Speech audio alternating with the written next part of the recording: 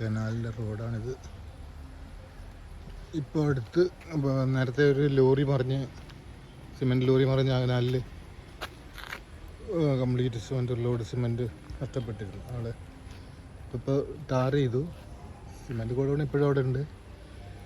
Tar ചെയ്ത് ഇവിടെ ഇതുപോലെ ഫെൻസിങ് പോലെ കുറ്റികൾ സ്ഥാപിച്ചിട്ടുണ്ട്.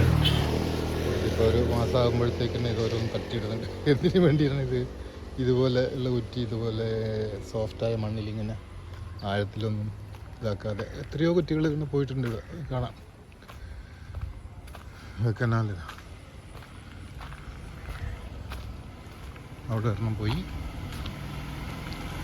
വേറൊരെണ്ണം ഇവിടെ കിടക്കുന്നു. ഒരു തട്ടുമ്പോൾ ആരെങ്കിലും ഒരാൾ വെറുതെ കാലുകൊണ്ട് തട്ടിയാൽ പോകുന്ന വിധത്തിലുള്ള ആണത്. വേറെയും അവിടെ എവിടെയോ കണ്ടിരുന്നു.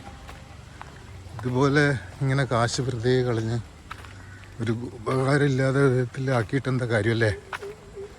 മറ്റൊരെണ്ണം ഇവിടെ.